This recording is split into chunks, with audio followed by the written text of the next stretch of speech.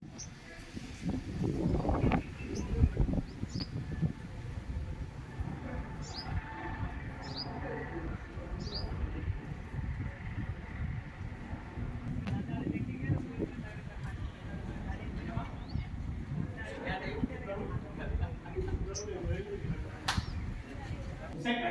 point is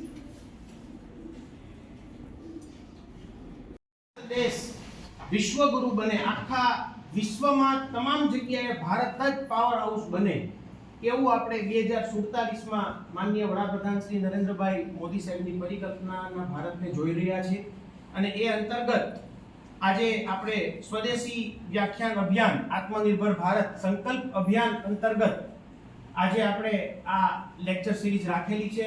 એમાં આજના આ લેક્ચરમાં આપણી વચ્ચે ઉપસ્થિત ભક્ત કવિ નરસિંહ મહેતા યુનિવર્સિટીના માનનીય આદરણીય કુલપતિ Shri professor doctor Pratapsinhji Chauhan sir, આપણે એમનું સ્વાગત કરીશું।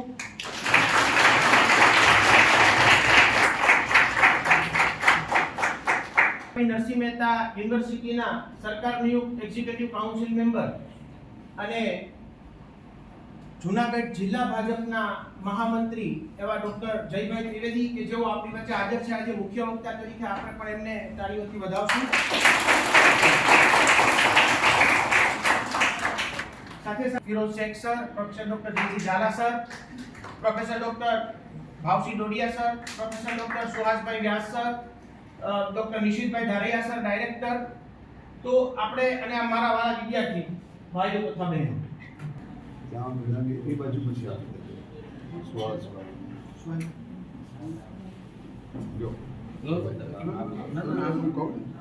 આજ અમારા એ છે વક્તા એ તમારે જ કરવાનું। આવો જલા સાહેબ।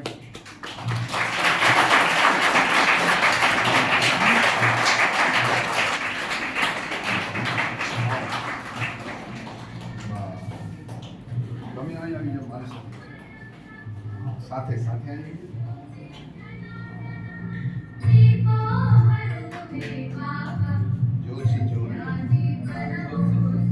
પ્રથમ પ્રોફેસર ડોક્ટર ફિરોઝભાઈ શેખને વિનંતી કરીશ કે તેઓ આજના આ કાર્યક્રમના અધ્યક્ષ એવા આદરણીય કુલપતિ શ્રી પ્રોફેસર ડોક્ટર પ્રતાપસિંહજી ચૌહાણ સાહેબનું સ્વાગત કરશે।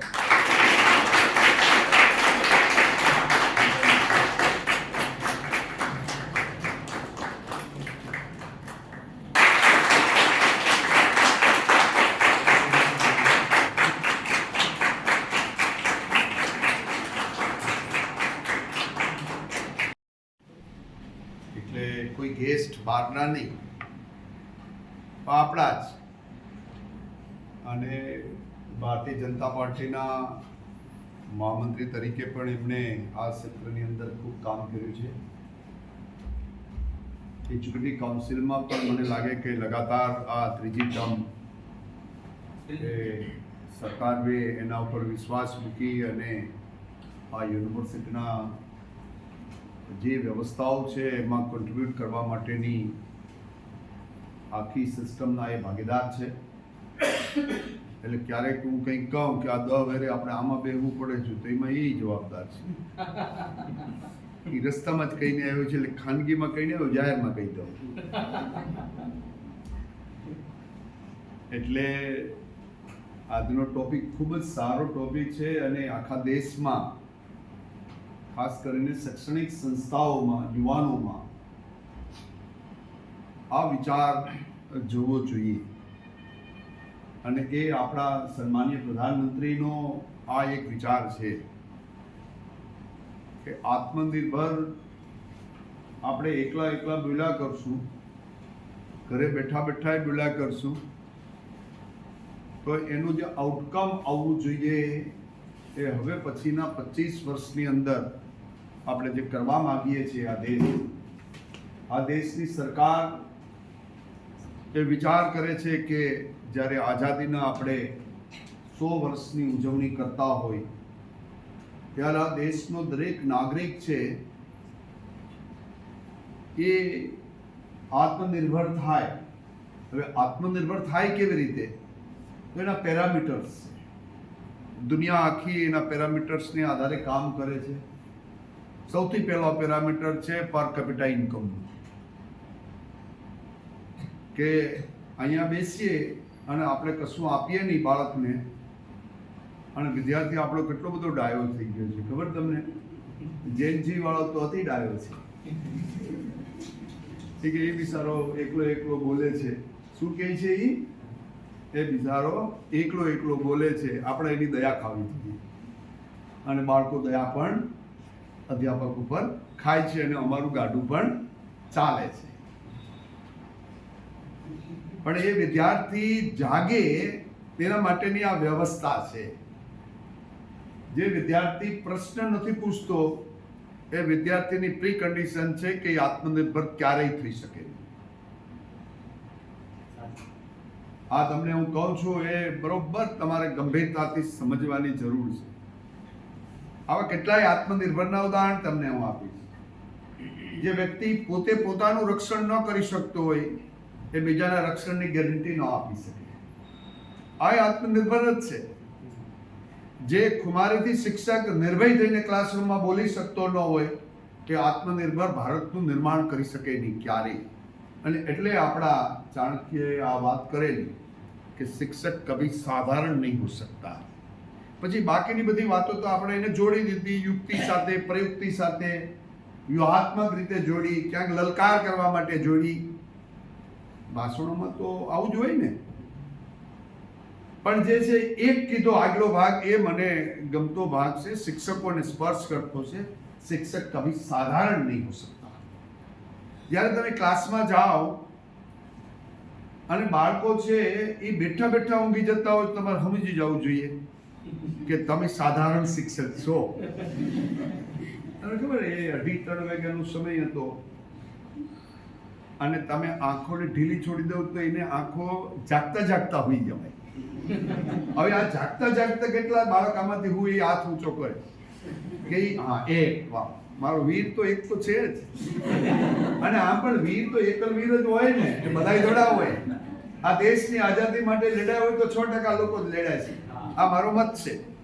અને શહીદ થયા તો બી એમાંથી થયા છે, બાકીના લોકોએ તો જોયું. એટલે આપણે 12મી સદીથી લઈને 1947 સુધી આપણે હું રહ્યા એની વાતો કર્યા જેવી નથી. એ ભૂલી જાઓ અને હવે કંઈક બીજું થાય એના માટે સરકારે, કારણ કે કોઈ એજન્ડા સરકાર ચલાવે તો એ પર્ક્યુલેટ થતો થતો થતો એ એન્ડ યુઝર એટલે દેશના નાગરિક સુધી પહોંચે. આ વિચાર હતો અને એ વિચારને લઈને વક્તાઓ આપણા બહારના અથવા તો આમાં થોડું વાંચન કરીને આવે એવા લોકોને ભારત આત્મનિર્ભર બને. ભાઈ દુનિયાની કોઈ પણ તાકાતો છે, ભારત એક ડગલું હાલે એને જરાય પરવડે એવું નથી. આ અતિ ગંભીર બાબત છે કે ભારત એક કદમ આગળ મૂકે તો આપણી ટેકનોલોજીને ખતમ કરે. આપણા અત્યારે તો સાયબર એટેક કરી રહ્યા છે. દરરોજ એરેસ્ટ પણ એટલા જ થાય છે, ડિજિટલ એરેસ્ટ. અને આ બધાય અહીંના કોઈ છે જ નહીં, બહુ ઓછા આપણા લોકો છે. એ પણ આપણે એને સ્વદેશી કેમ ગણવા? જે દેશને નુકસાન કરતા એને સ્વદેશી ગણાય કેમ? એ તો ક્યાં ચાઇનામાંથી ને ક્યાં બહારથી, બોર્ડર બહારથી એના આંકાઓ એ ત્યાંથી હેન્ડલ કરતા હોય ને એના આ બધા પેડલર એ અહીં હેન્ડલ કરતા હોય અને એ આપણે પાછા સ્વદેશી માંગીએ. આ બધા પેડલર છે, એને પણ આપણે સ્વદેશી કહી નહીં. અને દરરોજ ભારતનું એવું કહેવાય છે અત્યારે દુનિયાના ટોટલ ટ્રાન્ઝેક્શનના 1 ટ્રિલિયન ટ્રાન્ઝેક્શન એ આ સાયબર એની અંદરથી પૈસા ખાઈ જાય છે. $1 ટ્રિલિયન એટલે ભારતની ઇકોનોમી છે એના 25% થયું. આવી પરિસ્થિતિ છે. અને એમાં સ્વદેશી એટલે શું? એ મારા મતે એ છે કે એ આત્મગૌરવની વાત છે. ભારત આજે $4.5 ટ્રિલિયન ઇકોનોમી સાથે આગળ વધી રહ્યું છે. દુનિયાના બધા જ દેશો ભેગા થઈને કામ કરી રહ્યા છે અત્યારે. યુરોપ થોડુંક શાંત છે કારણ કે ઢીલું પડ્યું છે. પણ અમેરિકાથી લઈ અને આપણા આડોશી પાડોશી પણ તમને બિઝી રાખે છે. હું આ લોકોને કહું તમે બિઝી મત રાખો ભાઈ. એ મહાત્માઓ મને તમે દોડવા દો આ મારી જીડીપી 7-8% હાલે છે, એને 10% લગન લઈ જવા દો, પણ એ રોકે કે સાહેબ અમને હજમ નહીં થાય, તમે 7% રાખો. એટલે ક્યારેક ક્યારેક મને રોકે. એમ ભારતને ચારે બાજુથી રોકે છે. અમેરિકા 50% ટેરિફ નાખે એટલે શું થયું ખબર? કે આપણે જે ટેકનોલોજી જોઈએ છે, આપણે ઇક્વિપમેન્ટ જોઈએ છે, આપણે એવી ચીજ વસ્તુ જોઈએ છે કે એની આધારે આપણો ઉદ્યોગ છે એ બહુ મોટું કામ કરે. ખબર? રેર મિનરલ ચાઇનામાં છે અને થોડાક અફઘાનિસ્તાનમાં છે. અમેરિકા એના પર કબજો કરીને બેઠું છે. દુનિયાનું ઓઇલ છે એ મિડલ ઈસ્ટમાં છે, એ આખું વપરાઈ જાય. શેખ આપણા બધા રાજાની જેમ જીવે છે, એ વર્ષ પછી બધા આપણી ત્યાં નોકરી કરવા થવાના છે. પરિસ્થિતિ થવાની, બધું જ કાઢી લીધું છે. હવે એની ત્યાં કંઈ નથી. અમેરિકા હવે પછીના નેક્સ્ટ 100 યર એને ડીઝલ અને પેટ્રોલ જેટલું જોઈએ એટલું બધું જ જમીનમાં અહીંયા રહેવાનું. પાછું મિકેનિઝમ એ કરે. આ જગત જમાદાર, ગામનો જમાદાર બેઠો ત્યાં આપણો વહીવટ કોણ કરે? એ. અને તમે હું ભાગ્ય ક્યાં દર વર્ષે 10 લાખ લોકો ભારતના વિદ્યાર્થીઓ એ અમેરિકાની યુનિવર્સિટીમાં ભણવા જાય છે. એનો તમે એક વર્ષનો કરો $1 લાખ થાય છે. મારી દીકરી ભણે એટલે મને ખબર પડી. $1 લાખ. અને અમે ભણાવીએ એવું તો કોઈ ભણાવતો જ નહીં. એનો અધ્યાપક મેં એની પણ જોઈ લીધા. એ સંશોધન કર્યા કરે ને મોડલિંગ ને આ બધું કર્યા કરે. એને માણા અરે કાંઈ લેવા દેવા નથી. દે કન્સિડર કે main is also a machine. Machine પરથી કામ લઈ શકાય છે, મશીનને હાંકી શકાય છે. આ આખી અમેરિકાની વ્યવસ્થા છે. અને વર્ષથી ખાસ કરીને જે જાપાન ઉપર બોમ્બ માર્યો પછી તો આખી દુનિયા એનાથી ડરી ગઈ છે, આ જગત જમાદારથી. એ ઘડીક મિડલ ઈસ્ટને લડાવે, ઘડીક આને લડાવે, એના હથિયારો વેચાય, એની પાસે એક પણ વસ્તુ પાકતી નથી. અમેરિકામાં હું ગયો તો ફ્લોરિડામાં, મારા સાડુ છે ત્યાં. એ 300 એકર જમીનમાં એ સબ્જી કરે છે. એ તો કાંઈ નક્કી નહીં, બરફ પડે તો બધું બળી જાય. ત્યાં કશું જ થતું નથી. એ દુનિયાના બધા દેશોમાંથી લાવે છે. જ્યારે હું મારો ખજૂર ભારતનો કોઈ સ્ટોરમાં જાઉં અને ખજૂર મળે એટલે હું પેલો ભારતનો ખજૂર લઉં છું. તો મને મારી દીકરી કહી કે ડેડી આ ખજૂર સારો છે, આ મારા ભારતનો છે. હું શર્ટ પર લઉં તો એરોનો લઉં, કારણ કે મારી અરવિંદ મિલમાં બનીને ત્યાં ગયો છે. એ વિદેશી ઊંડિયામણ વાળો છે. પણ ભારત ઘણી જગ્યાએ કંઈ બનાવના ઘઉંની વાત છે તો બહુ બધી ખરાબ છે. ભારતની ગરીબી વિશેનો ઉલ્લેખ કરે છે. એટલા માટે એ આપણે ઘઉં કંઈ ખાવા નહોતું ત્યારે આપણે ઘઉં અમેરિકા ઘોડાને ખવડાવતા હતા. એ ઘઉં આપણે મફત દેતા હતા, જેથી ખેડૂત કોઈ દી ઊભો થાય નહીં અને આપણે કંઈ કરીએ નહીં. એવી સ્થિતિમાંથી દેશ આજે $4.5 ટ્રિલિયન થયો. હવે એટલી બધી આપદાઓ ચારે બાજુથી આપણી સામે છે. આપણી બાજુમાં બાંગ્લાદેશ છે, એને પણ અનરેસ્ટ આપણે એને મોટો કર્યો. મોટા ભાઈ તરીકે એનો ઘર વગરનો હતો ત્યારે આપણે ઘર દીધું, એને હેંચવ્યો, બરોબર મોટો થયો 20-22 વર્ષનો. અમારવાડીમાં કે એને હવે આપણે સામે આંખો કાઢે છે. એટલે ભાઈ નાગનું બચ્ચું હોય તો એને હુંડલામાં રખાય અને બહાર ન કઢાય. હવે ખબર નહીં હવે દેશની રાજકારણમાં, અને આજે એને આપણે પાલવવો પડે છે. પાલવવો એટલે હાંચવવું પડે છે. કારણ કે નાનો એવો દેશ છે, પણ અરાજકતા થાય એટલે બિઝી થવાય. તો વિકાસની જે ગતિ છે આત્મનિર્ભરની, તમને ખબર નહીં હોય કે આપણી આવક છે પર કેપિટા એ ખૂબ ઓછી છે. આમ ગણીએ કે 2-2.5 લાખ રૂપિયા છે, પણ ઇન્ટરનેશનલ માર્કેટની અંદર જો તો કંઈક ડેટા 2700ના કે હમણાંના નવા ડેટા 2900ના કે છે. એટલે $3,000 કરતાં પણ આપણી પર કેપિટા ઇન્કમ ઓછી છે. અમેરિકા છે તો 90-92,000 છે એની. યુરોપની ઓન એન એવરેજ $60,000 છે. ચાઇનાની $17,000 જેવી છે. અને અંગ્રેજો એટલું બધું લઈ ગયા, એમણે થોડું ઓછું કીધું, અડધું કીધું. હું આખો ડેટો આપી દઉં કે 200 વર્ષમાં ભારતમાંથી જે કાચો માલ, સામગ્રી અને ચીજ વસ્તુ અંગ્રેજો જે લઈ ગયા છે ટ્રેનો મારફત ને વાણો મારફત, એ $66 ટ્રિલિયન હતી. તે $66 ટ્રિલિયન. એટલે આજે ભારત છે સંપત્તિ, એની 17 ગણી સંપત્તિ દર વર્ષની એ કોણ લઈ ગયો છે? એ આ ધોળિયા લોકો. આપણે પટાવી સલામી મારી એક તોપની સલામી. અમરગઢ વાળા અમારા કોડીનાર વાળા હોય તો બે ની સલામી, એના 2 માણસો રાખ્યા જ હોય. બાપુ આવ્યા છે, 2 મારો સલામી. અને બાપુ ગોળ પ્રજા વેચી નાખી. આ 200 વર્ષમાં આપણે કેવા કરી નાખી? પ્રજાને વેચી દીધી. એમાંથી તમે બહાર આવી જાઓ એ આત્મનિર્ભર છે. મારે મન તો તમને કહો, એમાંથી બહાર આવી જાઓ. એટલે તમે સિંહના બચ્ચા છો, તમને એ ઢુકટ ગોરીને જાય છે, તમે વહેમાં જાઓ છો સલામીમાં. સલામી ગઈ તારી ઘેર. મારે કોઈ સલામી જોતી. હું મારી માતૃભૂમિ માટે, હું મારા દેશ માટે, હું જન્મ્યો પણ છું અને મરવા માટે પણ તૈયાર છું. એ 6% લડ્યા. જો બધા લડ્યા હોત ને તો આજે પણ આ 25% વર્લ્ડની સંપત્તિ એ ભારતની જ સંપત્તિ હોત. તમને ખબર નથી કે જેથી ભારત આઝાદ થયો ત્યારે વિશ્વના જીડીપીમાં આપણો 0.5% જીડીપી હતું. કેટલા ટકા? 0.5%. આપણે દુનિયાના 17% લોકો વસ્તીમાં છે. અત્યારે 5 ભારત છે, 5 ચાઇનીઝ છે, બાકીનું વર્લ્ડ છે એ 3 જણા છે. એવા સમયે 0.5% રહેવા દીધું અને આજે આપણે લગભગ 3% દુનિયાની સંપત્તિના આપણી પાસે છે. દુનિયાની સંપત્તિ એવું ગણાય છે કે $100 ટ્રિલિયન ની સંપત્તિ છે અત્યારે દુનિયાની, જે મુખ્ય દેશોની ગણી લઈએ તો. એમાં આપણી 4.5 ટ્રિલિયન ની છે. એટલે એ 3.5-4% ની અંદર ભેગા છે. આપણે ભાગ જોઈએ છે 10-15% ભાગ જોઈએ છે અને 2047 જોઈએ છે.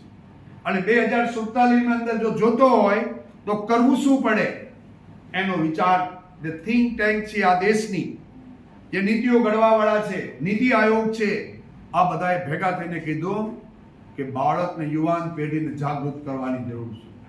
એકલા રીલ જોયા કરીએ તો મારી નાખશે આ. કારણ કે રીલ વાળા કોઈનું માનતા નથી. એને 2 મિનિટ પાછી એની કેપેસિટી પર છે. હું આગળ રીલ, મને એ કહે છે કે સાહેબ મને કે કંઈક બોલો. મેં 2 મિનિટમાં હું બોલું? તો કે સાહેબ 2 મિનિટ વાળું જ હાલે છે. હવે અમારે એડજસ્ટ થવાનું, આત્મનિર્ભર આમાં થવાનું છે કે રીલ 2 મિનિટની જ કરો. એ કે સાહેબ નકર કોઈ સાંભળતું નથી. પણ હવે આવો મોકો હોય ત્યારે અમે તમને ઉજાગર કરીએ છીએ. સ્વદેશીનો મતલબ મારો ગાંધીનો વિચાર છે, એમની સાથે હું એકદમ જયભાઈ સાથે સહમત છું કે આ મૂળ વિચાર અંગ્રેજોની સુંગાલમાંથી નીકળવા. તેથી અંગ્રેજો હતા.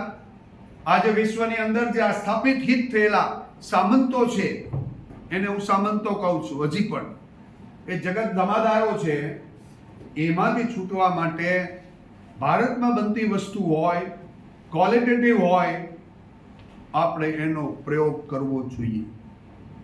હું દર વર્ષે ખાદી પહેરતો નથી, તો દર વર્ષે 2 જોડ ખાદી લઈ જ લો. નરેન્દ્રભાઈએ બહુ અહીં મુખ્યમંત્રી હતા ત્યારે કીધું કે મારો કાર્યકર્તા દરેક ખાદી લે, મારા વર્કરને કામ મળે. એને આ જી રામજી એમાં જવું જ ન પડે. ગુજરાત એવું છે કે આપણે 50 લાખ મજૂરોને દર વર્ષે યુપી, બિહાર અને ઓરિસ્સાથી અહીંયા બોલાવીએ છીએ. આપણી ઇકોનોમી એના ઉપર આધારિત છે. જેમ અમેરિકામાંથી કાઢી નાખે છે H1 ને, અમેરિકા ડૂબી જ જવાનું છે. બધા લોકો એના જે વિદ્વાન લોકો તો કહે જ છે કે ભારત અને ભારત જેવા એક્સપર્ટાઇઝ પામેલા લોકોનો આ દેશ છે. અમેરિકા કોઈ દેશ નથી સાહેબ. એની ઇતિહાસ કેટલો છે? 350 વર્ષનો ઇતિહાસ છે. 350 વર્ષ પહેલા અમેરિકાને કોઈ ઓળખતો નહોતો. કોઈ ભાઈ એક હતો યુરોપનો, એ ભારત શોધવા નીકળ્યો ને ભૂગી ગયો ત્યાં. આમ આવવાને બદલે હાલવા માંડ્યો ઊંધો. દરિયામાં તો ખબર ના પડે. કોણ હતો એ ભાઈ? કોઈ નામ સારું, કોલંબસ હતો? કોણ હતો? હા કોઈ હતો, મને તો બહુ આ મારો ઇતિહાસ વિશે નહીં. વિશાલ જોશી હોવા જોઈએ. વિશાલ જોશી એટલે સાચું કે રમેશ પણ નથી. કાં બાજુ રમેશને બોલાવ્યો જ તો એને કીધું તું સર, પણ એને છે ને આરસી માં લેક્ચર હતું. હા, ઓનલાઈન લેક્ચર. ઇતિહાસ વાળા રાખવા છે ને, આપણે ખોટું સાચું બોલીએ ખબર પડે, સુધારો બહાર પાડે. તો આવી પરિસ્થિતિમાં એ ન્યાય ગયા. 15મી 16મી સદીની અંદર ગયા અને ન્યાય જોયા તો એને કીધા કે ધીઝ આર તો રેડ ઇન્ડિયન્સ. એટલે ઇન્ડિયન્સ પણ રેડ ઇન્ડિયન. થોડાક લાલ હતા, એ મેક્સિકન જેવા હતા. તો એને મેક્સિકન આપણા જેવા જ લાગે. તમે થોડાક વધુ ધોળા લાગો ને થોડાક રેડ લાગે, પણ બીજું કઈ ફેર નથી. એ આપણા જેવું જ બોલે, બધું આપણા જેવા જ, ડાયા પણ આપણા જેવા. ગરીબ તો બધાની વ્યાખ્યા હરખી જ હોય ને. દુનિયાના દરેક ગરીબની વ્યાખ્યા હરખી છે. તો એ આપણા જેવા લાગે છે. હું મળું છું, જાઉં છું અમેરિકા ત્યારે કે મારા બિઝનેસ સાથે ત્યાં સંકળાયેલા છે. આ એને જોયો અને પછી દુનિયાના લોકો, ખાસ કરીને કોલોનિયલ સંસ્કૃતિ જે હતી બ્રિટિશની, એ અને પોર્ટુગલ ને આ ફ્રેન્ચ ને બધા ધીરે ધીરે વાણ લઈને જવા માંડ્યા. રેડ ઇન્ડિયનને હટાવવા માંડ્યા. અને જે એની નદી છે મોટી, મિસિસિપી કે કઈ છે, એની બહુ મોટી નદી છે, એની ઓલી બાજુ એને ધકેલી દીધા. અને એમાં કંઈક નરસંહાર કર્યો એની, જે ઇતિહાસમાં ક્યાંય નોંધ એની નથી. એ રેડ ઇન્ડિયન આજે બહુ જ માઇનોરિટીમાં છે અને એને સ્પેશિયલ સ્ટેટસ અમેરિકામાં આપવામાં આવ્યું. બાકીની બધી જે પ્રજા છે એ કંઈક ચાઇનાની છે, કંઈક આપણી છે, કંઈક યુરોપની છે, મેક્સિમમ યુરોપની છે. એ બધા ત્યાં વસ્યા. સ્કિલવાળા લોકો હતા, બુદ્ધિવાળા લોકો, દુનિયાનું બુદ્ધિ એ ત્યાં ભેગું છે. ભારત વિશે એવું કહેવાય છે કે 1960 થી 2000ની સાલ સુધી આઈઆઈટીએન્સ જેટલા પૈક્યા એમાં 67% આઈઆઈટીએન્સ એ યુરોપ અને અમેરિકામાં સેટ થયા. ભણ્યા આપણું, ખાધું આપણું, શીખ્યું આપણું અને ગયા ક્યાં? અમેરિકાને ન્યાયના દેશને ફાયદો કર્યો. એને બ્રેઇન ડ્રેઇન પ્રોસેસ કહેવામાં આવે છે. આપણા દેશની અંદર આપણે જવું જોઈએ. આપણા દેશમાં જ નોલેજનો ઉપયોગ કરવો જોઈએ. આપણા દેશમાં જ સંશોધન કરવું જોઈએ. આપણા દેશની દરેક બાબતો એ આત્મસન્માનથી તમારે જોવી છે.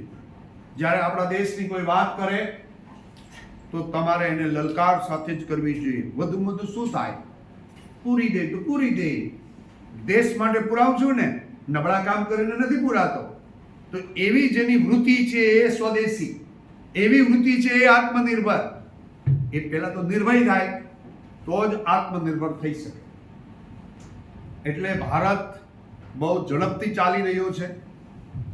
એની અંદર યુવા પેઢી જે આપણી છે એ સ્વદેશી અપનાવે.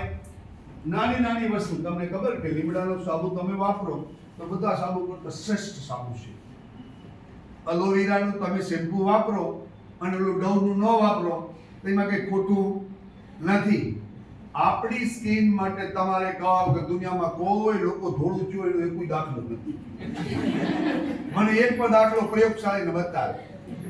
પછી હવે હું સાયન્ટિસ્ટ ને મોઇશ્ચરાઇઝર છે અને એકામાં બધી ચામડી, સાહેબ શિયાળામાં ચામડી ફાટવી જ જોઈએ, ન ફાટે તો સમસ્યા છે. ઉનાળામાં તમને ગરમી થવી જ જોઈએ, ન થાય તો ચિંતા છે. તમને ચોમાસામાં એ તમારો કપ બંધાય. એટલે તો ભારત એવા જગ્યાએ ઊભું છે કે જ્યાં ત્રણ સિઝન છે. હવે આપણે કમ્ફર્ટમાં જ રહેવા માંગીએ છીએ, એસીમાં બેહીને પછી એને ઓક્સિજન મળતો નથી. તમે જોજો એસીમાં બેહવા વાળાનો ઓક્સિજન 92, 93, 94 જ હોય. માપી લેજો એ લોકોથી. પ્રયોગ કરો તમે.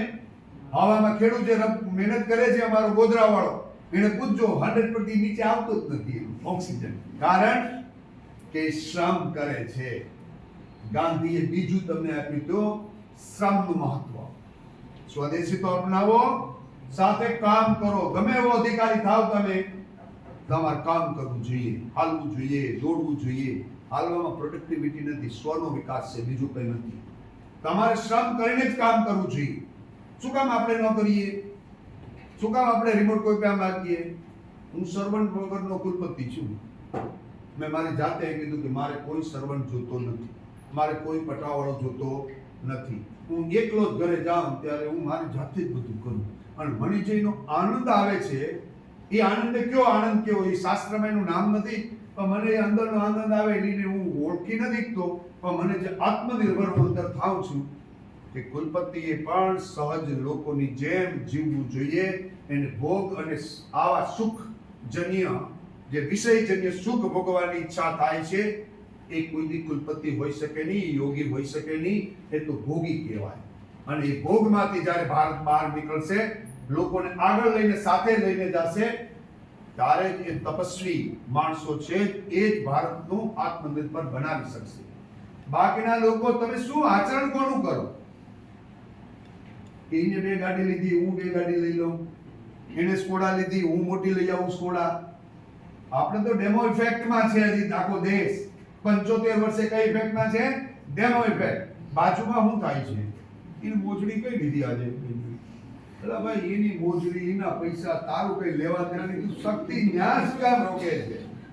જે સ્વમાં નથી રોકી શકતો અને અન્યમાં રોકે છે તો એને સ્વરૂપ બોધ પણ નથી થતો, અને પોતાની જાતને ઓળખવાનો સમય જે છે એ પણ એને મળતો નથી.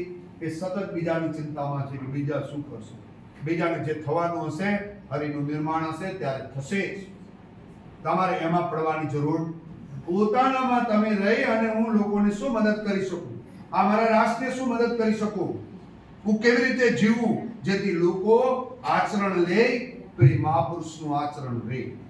ગીતામાં તમને ખબર હશે, હું વારંવાર કહું છું કે જનક રાજાનું ઉદાહરણ કાયમ દેવાય છે. આજના પેપરમાં પણ 3-4 પેપરમાંથી એકાદમાં લેખ છે કે નિષ્કામ કર્મયોગ કોને કહેવો. તો રાજા જનક પાસેથી શીખવું કે મિથિલાનો મહારાજા, એટલી બધી સાધન સંપત્તિ, બધા જ પ્રમાદના સાધનો, આનંદ પ્રમાદના, અને છતાં પણ એ રાજા કામ કરતો હતો તો કહેતા હતા કે મારો રાજા તો આ મિથિલાનો ભગવાન છે, હું તો એનો સેવક છું, હું તો જે મારાથી થઈ શકે એ મારા સમાજના લોકો માટે હું કરી રહ્યો છું, એમાં મને કોઈ દુર્ભાવ થતો નથી. આ નિષ્કામ કર્મયોગ છે. આપણે તો હવે કયો કર્મયોગ કરીએ? સકામ કર્મયોગ કરીએ. અમે બધા પણ જે બેઠા છે મારા સહિતના બધા, અમે વેતનભોગી ગુરુ છે. ગુરુ તો ખરા, તો કેવા અમારી આગળ વિશેષણ લાગ્યું? વેતનભોગી. પછી 2.5 લાખ મળે, 3.5 લાખ મળે પરાગભાઈ, અને પછી આપણે ગામની અંદરમાં નાના મોટા આ કરીએ. હવે આમાં આત્મનિર્ભર ક્યાંથી થાય? આપણે આપણું કામ, દાયિત્વ છે એ પૂરી નિષ્ઠા સાથે આપણે બધાએ કરવું જોઈએ. હું શિક્ષકને એટલા માટે કહું કે શિક્ષક સાધારણ નથી. તમારો ઇમ્પેક્ટ પડે છે. તમે તમારા બાળકને કહો તો એમાંથી 5 બાળક મોટા થઈ શકે એની સંભાવના છે. બાકીના ક્ષેત્રોમાં તો નિરાશા છે ભયંકર.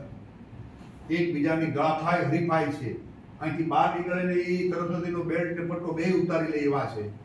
એક જ એવો વ્યવસાય છે કે જ્યાં પ્રમાણિક રહીને તમારે કામ કરવું હોય તો તમે પ્રમાણિક રહી અને દેશને એક સારું નેતૃત્વ આપી શકે એવા લોકોનું સર્જન જો કોઈ કરી શકે છે તો એ આપણે જ કરી શકીએ, શૈક્ષણિક સંસ્થાઓ કરી શકીએ. શું થયું બેન? એ નથી ને નવું તારા વિચાર. તો આજે જયભાઈ આમ તો મુખ્ય વક્તા એ છે. મારો વાત તો આત્મનિર્ભર, મારો વિદ્યાર્થીનું ચરિત્ર નિર્માણ થાય, એનું વ્યક્તિત્વ નિર્માણ થાય. અને વ્યક્તિત્વ નિર્માણમાં શું કે તમે બી કામ ન કરો.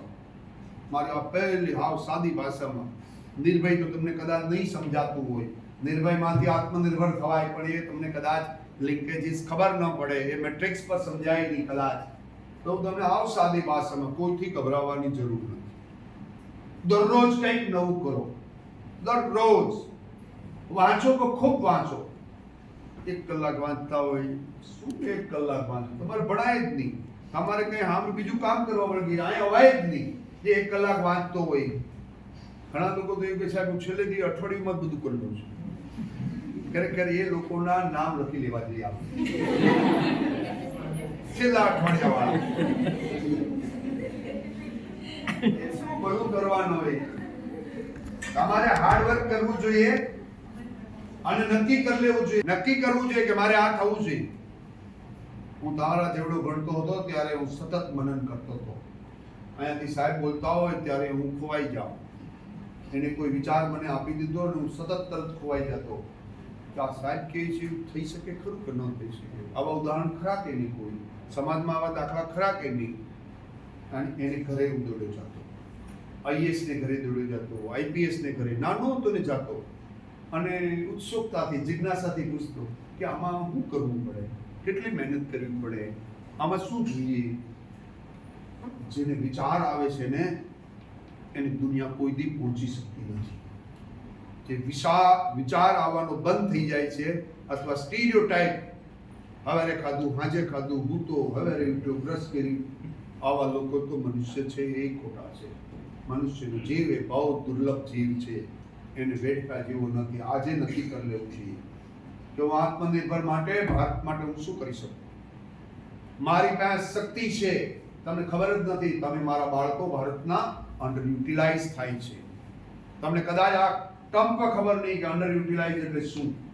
શક્તિ હોવા છતાં એનો ઉપયોગ ન કરીને પડી રહી, એને અંડર યુટિલાઇઝ કહેવાય છે. એક ઓપ્ટિમમ યુટિલાઇઝેશનનો કન્સેપ્ટ છે અને એક અંડર યુટિલાઇઝનો છે. ભારત એ અંડર યુટિલાઇઝ છે અને એ આપણા પ્રધાનમંત્રીને ખબર પડી કે આ યુવાનોને જોડવા પડશે. અને ભારત વિશે એવું કહેવાય છે અત્યારે કે આના ગ્રોથ રાખવો હોય, 2047 સુધીમાં બધું જ કરી દેવું હોય તો તમારે દર વર્ષે 1,20,00,000 નવી જોબ એ યુવાનોને આપવી પડે. હવે એકલા જોબ આપણે આપી શકતા નથી. અત્યારે 10 લાખ ઓર્ગેનાઇઝ સેક્ટરમાં મળે છે. કદાચ નરેન્દ્રભાઈ જમ્પ કરાય તો એ 20 લાખ થઈ જાય. 20-30 લાખ રૂપિયા અનઓર્ગેનાઇઝ સેક્ટરમાં મળે છે એટલે 50 લાખ થાય, 60 લાખ થાય. એટલે સ્ટાર્ટઅપ વગર, ઇનોવેશન વગર, ઇન્ક્યુબેશન વગર, આપણી પ્રોડક્ટ વગર, આપણા આત્મનિર્ભર વગર, આપણા સ્વદેશી વગર આ વિકસિત ભારતનું સપનું થઈ શકે એવું નથી. એ નરી વાસ્તવિકતાનો જેટલો આપણે સ્વીકાર કરીએ, દુનિયાની અંદર અત્યારે તમને ખબર હશે કે પેટન્ટ કોના બધું થાય છે આખી દુનિયાની અંદર, તો ચાઇના અને અમેરિકા કટોકટ ચાલી રહ્યા છે અત્યારે. એના ને આપણા ડેટા જોઈએ, ચાઇના ને આપણા, તો આપણે બહુ જ નીચે છે, બહુ જ નીચે છે. ચાઇનાનું કમ્પેર કરીએ છીએ પણ એ 19-20 ટ્રિલિયન ડોલરની ઇકોનોમી છે. આપણે 4.5 ની જે 5 ગણી વસ્તી હલકી હોવા છતાં 5 ગણી ઓછી છે. એટલે એને તમે 2900 ગુણ્યા 5, 5.5 કરો એટલે 17-18 હજાર થઈ જાય પર કેપિટા. આપણે એને ટક્કર મારવાની છે અને નરેન્દ્રભાઈ આવ્યા છે એટલે મુમકિન હે. એટલા માટે મુમકિન છે કે યુવાનોની સાથે જોડવાનું કામ એ પ્રધાનમંત્રી સારી રીતે દિન રાત કરી રહ્યા છે. આપણે પણ ખરેખર 4 કલાક કે 6 કલાક આવું આહાર વિહારમાં તમે કાઢો, આજના યુવાનોનો સ્ક્રીન ટાઈમ લગભગ 10-11 કલાક છે. તમે બધાય તમારે ઘેર જઈને આજે તમારા મોબાઈલનો રાત્રે સૂવું ત્યારે સ્ક્રીન ટાઈમ જોઈ લેજો. અમે અહીં ભણાવીએ એટલી ઘડી નથી, કારણ કે મારા જેવા હોય તો નકર ત્યાંથી પણ નીંદ નથી કરતા. ટક ટક ટક ટક. મેં ક્યારેક મારા બહુ જ અગત્યના અધ્યાપક હતો એની હારે હું રાત્રે વાત કરતો હતો 10:30. તો મેં કીધું સારું કહેવાય કોઈ પરિસ્થિતિમાં ફેરફાર ન થાય. યુવાન બાળક તો કેવું હોય કે જ્યાં ઊભું હોય ને એ હાથ પછાડે એટલે પાણી કાઢી દે. યસ, હું બેઠો છું સાહેબ, મને કહો હું બેઠો છું. આવો હોંકારો દેવા વાળો માણસ છે એ આત્મનિર્ભર થઈ શકે. અહીં આપણે કહીએ કે ભાવસિંહભાઈ જરાક આ જોઈએ કે હા સાહેબ, હા સાહેબ કહી ત્યાં હું એનું એક્સરે પાડું. મારી બેન તો એક્સરે, મારી પાસે સીટી સ્કેન ને એક્સરે બધા મશીન મારી બેન રાખ્યા હોય. એ આવે એટલે એક્સરે પાડી લો, પછી ના ડેટા આવે, એક્સરે માં ક્યાં ખામી છે એ જોઈ લો. પછી એ બોલે પેલા મને ખબર હોય. મને કે સાહેબ આ શક્તિ ક્યાંથી લઈ આવ્યો? તમે જ આપી. આ આપવા વાળા તમે છો, મારું કશું જ નથી. હું પોતે મારો નથી, હું તો રાષ્ટ્ર માટે છું, સમાજ માટે છું. મારા કુટુંબને પણ હું કહું છું કે હું તો પબ્લિક પ્રોપર્ટી છું. સમાજમાં મારું સર્જન છે, સમાજના કલ્યાણ માટે ઊભું થયું છે. મારા સ્વનો સુખભોગનો વિચાર મારે કરવાનો નથી, મારે વિચાર કરવાનો છે મારા બાળક. આજે એવી પરિસ્થિતિ છે કે ગુજરાતની શોધ યોજના ગઈકાલે ડિક્લેર થઈ રાત્રે. મારી ગોવિંદ ગુરુ યુનિવર્સિટી, જેને હું મારી કહું છું, ગોવિંદ ગુરુ યુનિવર્સિટી સાહેબ 87 કે 86 છોકરા સાથે હું હતો ત્યારે એને મેં આ ખૂબ લીધું. 1500 વિદ્યાર્થી કર્યા અને મેં ત્યારે લક્ષ્ય નક્કી કરીને ગયો હતો કે એક દિવસ એવો આવવો જોઈએ કે ગુજરાતની અંદર શોધમાં ગોવિંદ ગુરુ આદિવાસી ક્ષેત્ર, છેવાડાનું ક્ષેત્ર તમારા કરતા હો ગણા નબળા. નંબર અમારો બીજો ત્રીજો દર વખતે આવતો, પેલા ચોથો આવતો, પાંચમો આવતો. અમે 5-6 વર્ષમાં એને ઘટાડતા ગુજરાત યુનિવર્સિટી એમએસ બધાને બીટ કરતા અમે બીજો ત્રીજોમાં આવતા હતા. આ વખતે ગુજરાતમાં પહેલા નંબરે આવી એ ગોવિંદ ગુરુ. આપણે જ્યાં કામ કર્યું એનું તમને મમતા રહેવાની, બહુ જ ગૌરવ થાય મને કે જે પ્રજાને તમે એવું માનો છો કે આદિવાસી છે એને કંઈ ખબર પડતી નથી, તો એના 87 છોકરા આવે, આપણા 34 આવ્યા છે. બે હરકી યુનિવર્સિટી છે, આપણે ડિપાર્ટમેન્ટના આવ્યા છે, કોલેજના લોકો. એના માટે મુવમેન્ટ ચલાવવી પડે, એના માટે એક આખી પ્રોસેસ ચલાવવી પડે, લોકોને ગાઈડને વિદ્યાર્થીને ભેગા કરવા પડે, એના ટોપિક બદલવા પડે, એમાં તપસ્યા કરવી પડે. અને એવી તપસ્યા અમે ઘણા વર્ષથી કરતા હતા. આજે 87 વિદ્યાર્થી, 87 ગુણ્યા તમે 4 લાખ રૂપિયા કરજો, એટલે 100 ગુણ્યા 4 કરો એટલે 3.5-4 કરોડ રૂપિયા મારા આદિવાસી બાળકોના ઘરમાં એ જઈ રહ્યા છે. અને જઈને એનું રિસર્ચ કરે છે, એ લોકો નોકરી લાગવાના છે. હું તમને ખાતરી આપું છું કે મેં સપનું જ્યારે 2019માં ગયો ત્યારે આ જોયું હતું કે ગુજરાતમાં જે હવે ભરતી થાય એમાં 20% એ ગોવિંદ ગુરુના થવા જોઈએ. અને એના માટે મારે જે કરવું પડે, જે બાંધછોડ કરવી પડે, એ બાંધછોડ કરવા હું તૈયાર છું. અને મેં 350 ગાઈડ કરી દીધા. સુહાસભાઈ, અધ્યાપક સાહેબનો વાંક શું? તો પગાર તમે ઓછો આપો છો, એનો વાંક છે નહીં, આપો એને ગાઈડશીપ. અને ઘણા લોકોએ કોલેજના ટીચરની ગાઈડશીપ સંપૂર્ણ બંધ કરી દીધી. તમે જો ગુજરાતની યુનિવર્સિટીઓ, અમે 2-3 જણા છે, નિયમમાં બાંધછોડ છે જ કે you can take a PET examination, કે એનો મતલબ જ થાય કે ન મળતા હોય તો કરવા જોઈએ. તો મેં આ પીએચડી શરૂ કરીને આ વખતે પણ 250 જગ્યા બહાર પાડી, 191 આવ્યા. ફરી મારા હેડને કહું છું કે તમારા ડિપાર્ટમેન્ટમાં ખાલી રહી હોય નોંધ કરો, પાછી એક્ઝામ લાવો, 2 મહિના શેડ્યુલ એનું ધીરું કરો. અહીંયા આપણે 1000 પીએચડી કરતા હોય, હું અહીંથી જ્યારે જાઉં ત્યારે 1000 હોવા જોઈએ. આજે લક્ષ્ય કરીએ છીએ આપણે કે 1000 વિદ્યાર્થી પીએચડી કરતા હોય, એમાં 300-400 વિદ્યાર્થી શોધ યોજનામાંથી હોવા જોઈએ. 10-12 કરોડ રૂપિયા દર વર્ષે ક્યાં આવવા જોઈએ? મારા ગરીબ વિદ્યાર્થી જે છે એના ઘરમાં એ જ આવવા જોઈએ. એનાથી રિસર્ચ કરતો થાય, એની માનસિક સ્તર ભલે નબળું રિસર્ચ થાય. હવે તો આવી ગયું છે એઆઈ, ગુજરાતી લોકોને અંગ્રેજી આપણું એ જ કરી દે છે. અમારા કરતા અંગ્રેજી સારું બોલે છે એ તો, કારણ એઆઈ તો બોલે જ ને. તો એવું બધું થઈ ગયું છે.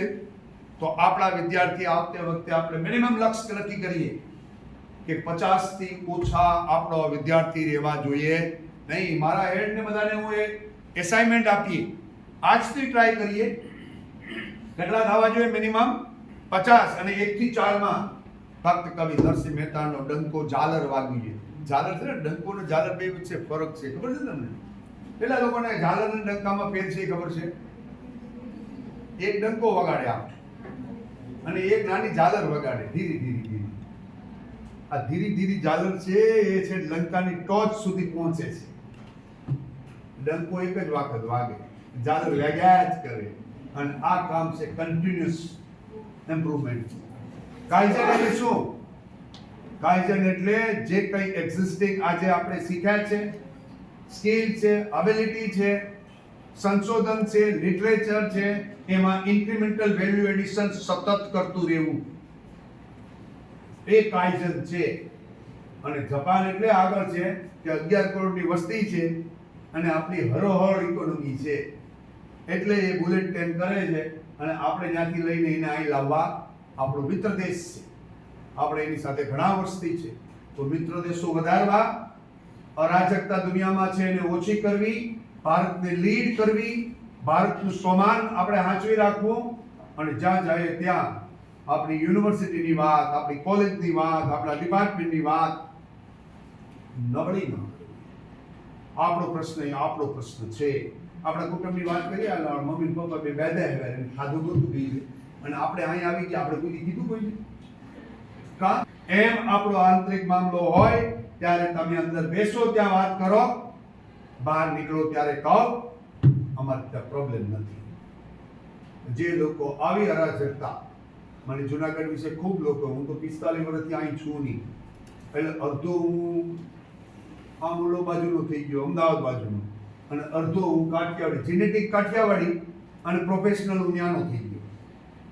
એટલે મને લોકો અહીંયા આવતા હતા પહેલા કહેતા હતા, જયભાઈ અહીં આવતા હતા, તમે આમાં ક્યાં ને, તમે તો સ્ક્રીન ટાઈમ ક્યાં વધારો, તમે વખતા છો આજના, તમે સ્ક્રીન ટાઈમ વધારી તો મારું તો આયા હમણાં તો ગયું.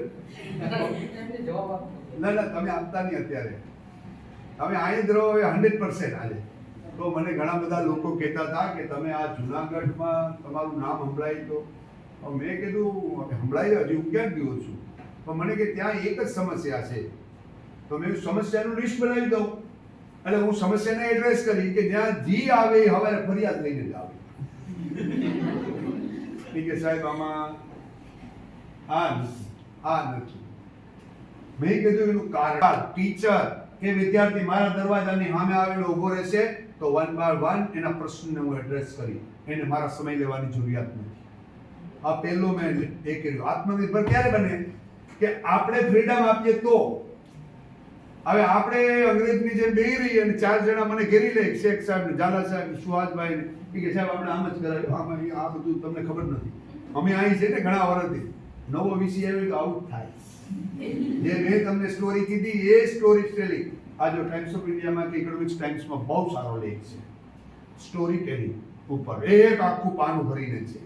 દુનિયા અત્યારે એના ઉપર આગળ ચાલી રહી છે. નાની નાની વાર્તાઓ. તો મેં તમને નાની વાર્તા કરી કે વીસી હંમેશા કોનાથી ઘેરાયેલો હોય છે? આજુબાજુના લોકો. અમારી પાસે એક બહુ સારો એક્ઝામ્પલ છે. જોયું કે મારું જાહેર જીવનમાં આ વાત તો એની સાચી છે કે સ્ટમ્પ આઉટ આપણે જો કોઈ બોલ પડ્યા વગર જો કરી દેવો હોય તો આ જ કરી કે. એટલે તમારે નજર ક્યાં રાખવાની છે? વિકેટ કીપર ક્રીઝની બહાર પગ મૂકવાનો નથી અને એને ઠોકવી દેવાનું છે. આ સ્ટ્રેટેજી મને બાપુએ સમજાવી. એટલે જ્યારે તમને કોઈ ઘેરી વળે તો એ તમારા નજીક ના જ ઘેરી વળે. એટલા માટે તમારે બચકે રહેના રે બાબા, બચકે રહેના રે. તો કોનાથી? હા, વિકેટ કીપર. વિકેટ કીપર છે ને એટલે હું તમને કહું કે તમારી અંદર પણ તમારો વિકેટ કીપર છે. એ તમારી અંદર જે વિકાર છે, જે મર્યાદા છે, તમે જે કરી નથી શકતા એ જ તમારો વિકેટ કીપર છે. એના ઉપર એક વાત સવાર થઈ જાઓ, ફ્રીજમાં પગ રાખીને સવાર થઈ જાઓ કે યસ હું 8 વાગે નહીં ઉઠું, હું 6 વાગે ઉઠવાનો પ્રયત્ન કરું કાલથી અને દરરોજ એમાં સુધાર કરું. મનુષ્ય કેવો છે? ભગવાન જેવો છે. ચમત્કાર જે ભગવાન કરી શકે એ બધા તમે કરી શકો એમ છો. સવાલ એટલો જ છે કે આપણે ઈચ્છા શક્તિ જે અંદરની છે. શરીર શું કે તમને ખબર? કોઈ શરીરની મૂળભૂત લાક્ષણિકતાઓ. શરીરને હંમેશા પડી જ મજા આવે. એ ઢોલિયામાં તમે ઉતો હોય જો કોઈ ચા પી જાય તો ચા પીને પાછો પી જાય છે. એનો આનંદ અને પ્રમાદ લેવો એ શરીરનું મૂળ કામ છે. એની ઉપર જે ઉઠી ગયો એ શરીરને છોડી દે છે. તારે જે થવાનું થાય, આઈ વિલ ડુ ઇટ. એ અંદરથી કમાન્ડ આપે છે બોડીને અને એ કમાન્ડ તમને લીડ કરે છે અને એ જ તમારું ઓવરઓલ પર્સનાલિટી ઊભી કરે છે. પડકાર સામે પડકાર, એના સિવાયની કોઈ સ્ટ્રેટેજી હોઈ શકે જ નહીં. પડકાર સામે શરણાગત થાવ તો તમારે ઘોડી થવું પડે. ઘોડા પર સવાર બીજા જ હોય. તમારે શું કરવું પડે? એની સામે પડકાર ફેંકવો પડે. અને લડતા લડતા શહીદ થઈ ગયા તો ભગવાને ગીતામાં કીધું છે, કૃષ્ણ ભગવાન, કે તમે જો ધર્મનું યુદ્ધ લડતા લડતા શહીદ થઈ જાઓ તોય તમને સ્વર્ગ જ મળે છે અને જીતી જાઓ તો પૃથ્વીપતિ તો તમે છો જ. 2 હાથમાં તારા લાડુ છે. તું નિરાશ ન થા, ઉઠ, ઊભો થા. આ સ્વામી વિવેકાનંદ ગીતાના મૂળ ઓલામાંથી લીધું છે કે ઊભો થા, જાગી જા અને તું તારે લડ. તારા દહીં સુધી જય એટલે કયો? માનવનો અવતાર લઈને આ ધરતી પર તું આવ્યો છે કે તું તારા કલ્યાણનું જો કામ ન કરી શકતો હોય તો તું બીજાના કલ્યાણની વાત શું કરે? તારે તારું કલ્યાણ કર, એમાં સમાજનું કલ્યાણ હોવું જોઈએ. આવી વાત છે એ આપણા શાસ્ત્રની વાત છે. એવો આપણો દેશ એ 12મી સદી સુધી એ સુવર્ણ અક્ષરે આ દેશ હતો. સોનામોર એટલે અહીંયા એવું જ હતું. આપણા વાણમાંથી અહીંથી જતો ને આ લવિંગ તજ ને અહીંથી એના પૈસા એટલા આવતા કે ખૂટતા નહીં. આ વાણ બનાવવામાં, સીપ બનાવવામાં ભારત એ દુનિયામાં મોખરે હતું 15મી સદી સુધી. પણ આપણે એકબીજાના ટાંટિયા ખેંચવામાં એટલો વજન લગાડી દીધો કે એકને હાલવા દીધા નહીં. મારે ટાંટિયા પર 2 કિલા ચોટી ગયા હોય. હવે પદ્ધતિ બદલાની છે, બીજી રાખે. પણ એ જ છે. તમે એ બધી જંજીરોને હટાવો. અને યુવાન છો, યુવાન જો પડકાર નહીં ફેંકે તો પડકાર કરશે કોણ આ દેશમાં? તમારે આમ કરીને કેવું છે, યસ હું ભણીશ પર ખરી, હું નોકરી પર કરી, મારા ઘરનું કામ પર કરી, હું શ્રમ પર કરી, હું મોટાનો વિવેક પર કરીશ અને સાથે સાથે હું બળવાન બનીશ. આ બધું કરવા વાળો માણસ છે બળવાન બની જાય છે. બળવાનને કોઈ બનાવતો નથી, એ પોતે બળવાન બની જાય છે. સંકટ તો એને આવતું હોય, સંઘર્ષ એને આવતો હોય, પણ સંઘર્ષને સામે સામનો કરે છે અને એક દિવસ એનામાંથી ઉપર ઉઠી જાય છે, સંઘર્ષની ઉપર સવાર થઈ જાય છે. ભાઈ સંઘર્ષ તો બહુ ભાગવા વાળું પ્રાણી છે. એક વખત સવાર થઈ જાવ એટલે ભાગી જાય તો એ તમને એની ગતિએ આગળ લઈ જાય છે. મને લાગે કે આજે આપણે આ આખો જે વ્યાખ્યાન માળા છે આત્મનિર્ભર ભારતના સંદર્ભમાં, જયભાઈએ આમ તો આપણા જ છે એટલે આભારી કોનો માનવું, કારણ કે પોતાના માણસો જ્યારે ઘેર આવતા હોય પણ તોય આપણે આપણો વિવેક છે કે ભારતની અંદર એક આ ફિલોસોફી ઉત્પન્ન થઈ છે છેલ્લા 200-300 વર્ષમાં કે બહારથી આવે બધું હોનું છે, નંદનું આવે બધું મેલું છે.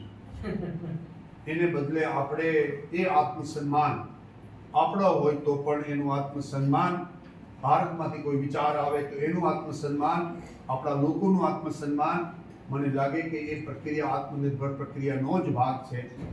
એટલે એમનો પણ હું આભાર માનું છું કે એમણે આજે આ સ્વદેશી કરવા માટે વાંચ્યું હશે, લખ્યું હશે, લોકોને પૂછ્યું હશે, એને યાદ રહ્યું હોય, જ્યાં જ્યાં ભાષણોમાં ગયા હોય ત્યાંની વાત કરી. મેં તો આત્મનિર્ભર સાથે સાયકોલોજીકલ જે આસ્પેક્ટ છે આત્મનિર્ભરનો, કે નિર્ભયતા નહીં આવે તો આત્મનિર્ભરને કેવી રીતે એકોમોડેટ કરવી, એવી વાતો મારા વિદ્યાર્થીને તમને જગાડવા માટેનો, કારણ કે તમે એ સ્લો મોશનમાં ક્યાંક સૂઈ ગયા હોય તો થોડાક એક બે બેનને કહીને કે બેન ન્યા નહીં આંખ મારી ન્યા રહે, તો એમ કરીને પણ તમને બધાને જોડવા માટેનો અમે પ્રયત્ન કર્યો. મારા 5-6 હેડ એનો પણ હું આભાર માનું છું કે આપણા જ માના જ્યારે વક્તાઓ હોય ત્યારે પણ એ પ્રોટોકોલની અંદર હાજર છે. એની પાસે તો આ બધું જ્ઞાન છે જ, સ્વદેશીનું, આત્મનિર્ભરનું, એ બધું જ ભલીભાંતિ જાણે છે અને છતાં પણ 2 કલાકથી એ અહીંયા બધા બિરાજમાન છે. એનો પણ અમારા બધા વતી, પરાગભાઈ વતી હું, કારણ કે વ્યવસ્થા એમને કરી છે. અમારે તો એવું છે એ ઓલું છે 24 કે તમે જે બોલ નટ ઉપર લગાડવો એ આમ કરીને તમે 5 સેકન્ડ લાગે, ગમે એને ખોલી નાખે. આઉટપુટ લાવો તો સાચું, એ તમે કેવી રીતે લાવો છો એ બહુ અગત્યનું નથી. હુક ઓર કુક, પ્રેમથી માને તો પ્રેમ અને પ્રેમ ન માને તો દંડો, પણ એ કામ કઢાવવું જોઈએ, એ આપણે બધાએ કરવું જોઈએ. તો મારા વિદ્યાર્થીઓ પણ મને પણ 40-45 મિનિટ 50 મિનિટથી અમને શું અધ્યાપકોને ખબર ન પડે કેટલી મિનિટ થઈ, એ આ જ લોકો જાણતા હોય કે સાહેબ એ બિચારા બોલી નથી.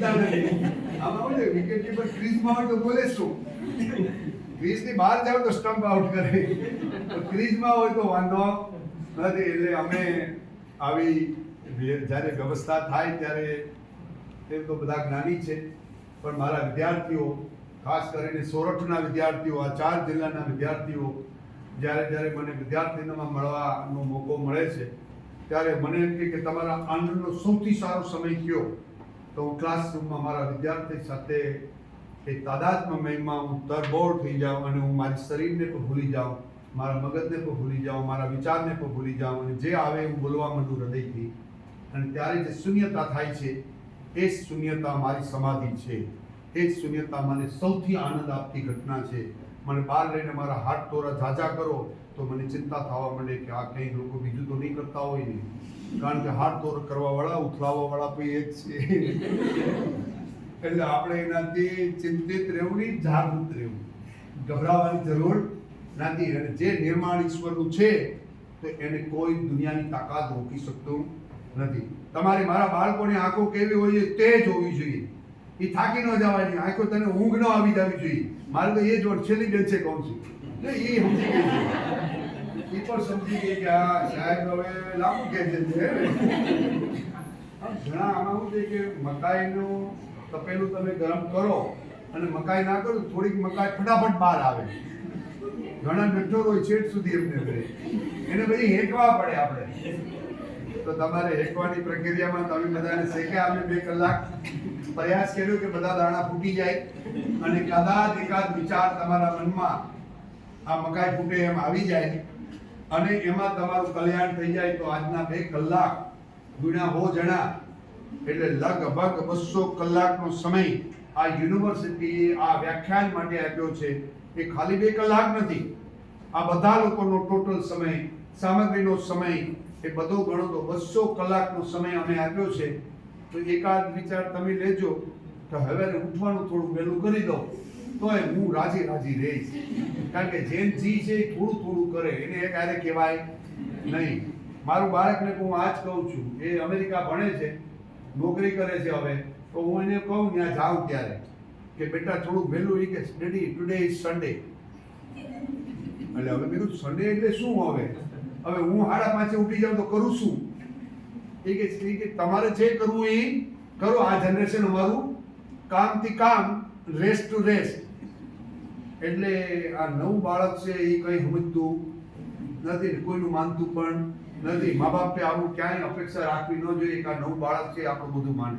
એની હારે ભાઈચારો કેળવો, એનું જનરેશન જેનનો સ્વીકાર કરી લો, એનો આદર કરો, એની વાતને ધ્યાનથી સાંભળો, ધૈર્ય રાખો અને પછી તમને લાગે તો ધીરેથી કહો, નથી તમારું કંઈ માનીએ નહીં, છોકરું જાય આપો. એના કરતા એનો સ્વીકાર વહેલો કરી લો કે આ જનરેશન જેન આવી છે એ ડાઈ છે, આપણા કરતા હોશિયાર છે, જ્ઞાની પણ છે. એને શું કરાય અને ન કરાય એ બેયનો ખ્યાલ આજના જમાનાના બાળકને અમારા કરતા વધુ છે. એ હું છેલ્લે સ્વીકારી મારી વાણીને વિરામ આપું છું.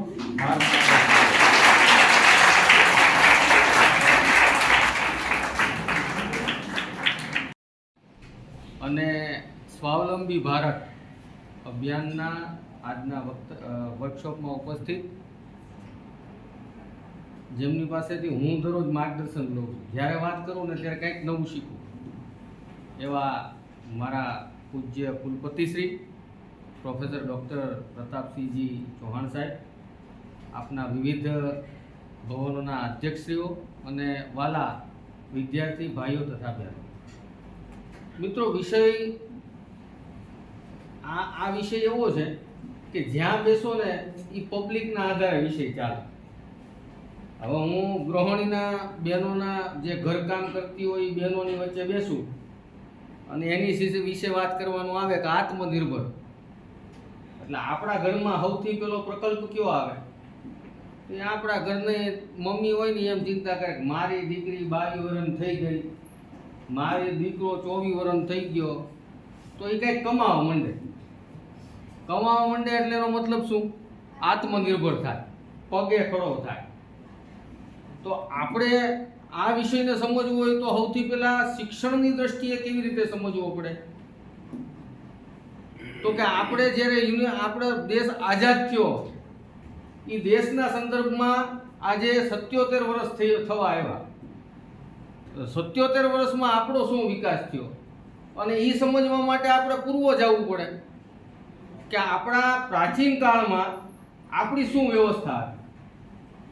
હવે સમજ્યા જેવી 3 બાબત છે, સમજશો તો સમજાય કે પ્રાચીન ભારતમાં ભારત વિશ્વગુરુ કહેવાતું હતું, સોનાની ચીડિયા કહેવાતું હતું. સાંભળ્યું છે કે શું કામ? અહીંયા સોનાનો ભંડારો હતા, તો અહીંયા હું સાચી સોનાની ચકલી હતી? ના, આપણે વિશ્વગુરુ એટલા માટે હતા કે આખા વિશ્વનું 33% ઉત્પાદન ભારત એકલો દેશ કરતો હતો. કોણ કરતું હતું? પછી ઈસવીસન 1 થી લઈને 1500 સુધી આ જ પરંપરાઓ ચાલી. એમાં વૈચારિક હોય, બુદ્ધિજીવી હોય, વ્યવહારિક હોય, વ્યાપારિક હોય, આ બધી સમજમાં આપણી ઉત્પત્તિ આજે સાહેબ હમણાં નીચે જ બોલતા હતા નાલંદા વિશ્વવિદ્યાલય. તો આ બધા ઉત્કૃષ્ટ ઉદાહરણો સમાજના, શિક્ષણના, બૌદ્ધિકના બધા ઉત્કૃષ્ટ ઉદાહરણો. હવે કોઈ 1500 વર્ષ પછી ઈસવીસન 1500માં અંગ્રેજો આવ્યા આપણા ત્યાં. એ આવ્યા હતા વેપાર કરવા. આપણે બધા વેપાર કરવા ત્યાં જતા હતા, એ વેપાર કરવા અહીંયા આવ્યા. એને ખબર પડી કે આ તો બહુ મોટી વાત ધરોહર છે. આની પાસે બુદ્ધિનું સામ્રાજ્ય છે, આની પાસે સંસ્કૃતિનું સામ્રાજ્ય છે, આની પાસે સામાજિક સંરચનાઓ છે, આની પાસે આર્થિક સંરચનાઓ છે. એટલે લગભગ એ સમયના, આજના સમયના ગણવામાં આવે ને તો $33 ટ્રિલિયન, $3300 ટ્રિલિયન 200 વર્ષમાં ભારતમાંથી લૂંટીને લઈ ગઈ. 200 વર્ષના ગાળામાં $3300 ટ્રિલિયન નું અર્થતંત્ર આપણી પાસેથી ત્યાં લઈ ગયા. હવે સાહેબ, બાપુ અત્યારે બેઠા છે, આપણા કુલપતિશ્રી બેઠા છે, એમના ખીચામાં 5000 રૂપિયા છે તો હું 5000 રૂપિયા લઈ શકીશ, એમના હાથની ઘડિયાળ લઈ શકીશ, પણ એની બુદ્ધિ, એનો વિશ્વાસ, એનો સંકલ્પ હું લઈ શકીશ નહીં.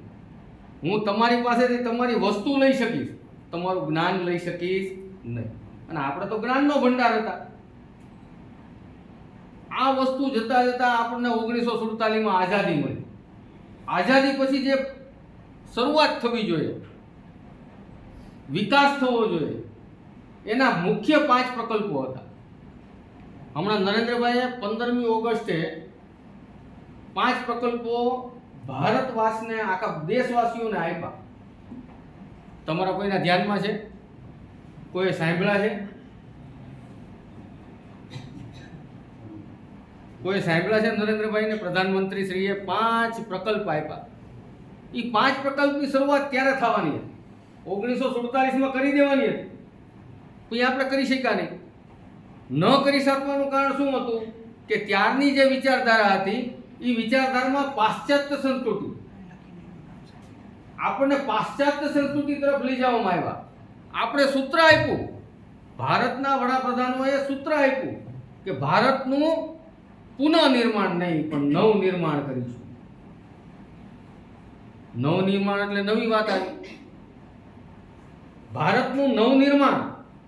હવે જે સંસ્કૃતિ આપણી આખી દુનિયા એક્સેપ્ટ કરી લીધી હતી, એક સમયે 33% વિશ્વ ઉપર આપણે રાજ કરતા હતા, આપણી બજારો ચાલતી હતી, આપણી વ્યવસ્થાઓ ચાલતી હતી, આપણા માણસો ત્યાં કામ કરતા હતા, આપણું બુદ્ધિજીવી વર્ગ કામ કરતો હતો, આપણું યોગ, ઉપનિષદ, આ બધું જ આપણને લાગુ પડતું હતું. એની બદલે આપણે શું કર્યું? નવનિર્માણ કરવું છે ભારત. દાદાને એમ કહેવાય કે જીન્સના પેન્ટ પહેરો. વાત તો ઈ જ થઈ ને. આજે આપણા મમ્મીને આપણે એમ કહેશું કે સ્કર્ટ મીડી પહેરો. શું કામ નથી કહેતા? નવનિર્માણ કરવું છે તો કહી શકીએ. આ વૈચારિક મતભેદ આપણો હતો. આ વૈચારિક વ્યવસ્થા આપણા ભારતની છે. આપણા ભારતની વ્યવસ્થા વૈચારિકતાના આધારે હાલે છે, સામાજિકતાના આધારે હાલે છે. તો આ વ્યવસ્થામાં આપણે પુનઃનિર્માણ કરવાની બદલે નવનિર્માણની વાત કરી. માનનીય નરેન્દ્રભાઈ આવ્યા. નરેન્દ્રભાઈ પહેલા અટલ બિહારી વાજપેયી સરકાર આવી, તો અટલ બિહારી વાજપેયી સરકારે શરૂઆત કરી ગ્રામને દેશ સાથે જોડવા. સૌથી પહેલો વિચાર ત્યાં આવ્યો. રાજીવ ગાંધી પ્રધાનમંત્રી હતા અને રાજીવ ગાંધીએ એક સૂત્ર આપ્યું હતું કે હું અહીંથી ₹1 મોકલું છું. આ ઓફિશિયલ સ્ટેટમેન્ટ છે એમનું, સંસદમાં આપેલું સ્ટેટમેન્ટ છે કે હું ₹1 સહાય મોકલું છું, નીચે 1 પૈસો પહોંચે છે. અને 99 પૈસા ક્યાં ગયા? નવનિર્માણમાં, વ્યવસ્થામાં. જ્યારે અત્યારે તમે સાંભળતા છો, ખેડૂતના દીકરા દીકરી છો, કિસાન સમૃદ્ધિ યોજના હાલે છે. નરેન્દ્રભાઈ ત્યાંથી એક બટન દાબે અને તમારા બધાના ખાતામાં, તમારા ફાધરના બધાના ખાતામાં 3 વખત વર્ષમાં 2,000 રૂપિયા આવી જાય. આવી જાય કે નથી આવતા? પહેલા સ્કોલરશિપ માટે તમારે ત્યાં ઓફિસે જવું પડતું હતું. અત્યારે એક બટનથી તમારા ખાતામાં જ પૈસા આવે. વચેટિયા સિસ્ટમ બંધ થઈ. આ બધી યોજનાઓ, આ બધી વ્યવસ્થાઓ ભારતને વિકસિત બનાવવા માટે નરેન્દ્રભાઈએ જે આપ્યું છે એમાં 2 મહત્વના મુદ્દાઓ છે. એક છે સ્વદેશી અભિયાન અને બીજું છે આત્મનિર્ભર ભારત.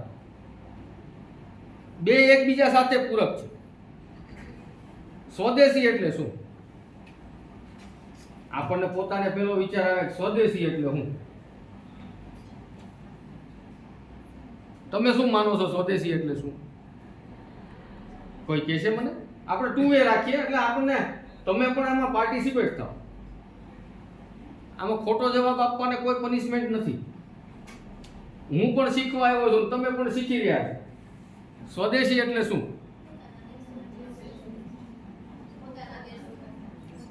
જો હવે એ જ્ઞાથી જ શરૂ થાય છે. આપણી પરિકલ્પના સ્વદેશી એટલે આપણે ત્યાં બનેલું હોય એ. હવે હું તમને એક સામાન્ય ઉદાહરણ આપું કે એપલ કંપની ભારતની કે યુએસએની? હવે ભારતમાં આવીને બનાવે એટલે સ્વદેશી થઈ જાય. એ પૈસો ક્યાં જવાનો? એટલે સ્વદેશી એટલે શું? સ્વદેશી એટલે એક વિચાર છે. સ્વદેશી એટલે શું? સ્વદેશી એટલે એક આત્મમંથન છે. મારા ખેતરમાં હળ હાંકતા હાંકતા મારું કોઈ પણ સાધન તૂટી જાય, એ સાધનને બનાવવા માટેનો જે વિચાર આવે, બનાવવા માટેનો જે તમને વિચાર આવે, એ સ્વદેશી છે. સમસ્યાનું સમાધાન, સમસ્યા માટે સમાધાન. અને આ સ્વદેશી છે એ વિચારની દ્રષ્ટિકોણથી, જીવનશૈલીની દ્રષ્ટિકોણથી દરેક જગ્યાએ ઉપયોગી થાય. મહાત્મા ગાંધીએ સ્વદેશી જાગૃતતા અભિયાન આપ્યું. આના પહેલા દ્રષ્ટિકોણ આપનાર મહાત્મા ગાંધી, એણે તો ખાલી કપડા ઉપર જ પહેલા આપી દીધું કે ભાઈ વિદેશી કપડાનો ત્યાગ કરવો અને ખાદી પહેરવું. તમારા ઘડતરમાં ખાદી પહેરવું એનો મતલબ એવો નહોતો કે વિદેશી કપડાનો, પણ એની સાથે જીવન ચક્ર આખું ચાલતું કે બેનો રૂમાંથી ખાદી વીણે, એને આર્થિક આવક થાય, પોતાનો ધંધો વિકસે, પોતાનો પૈસો પોતાનામાં ને પોતામાં. અર્થતંત્રની મોટામાં મોટી વાત છે.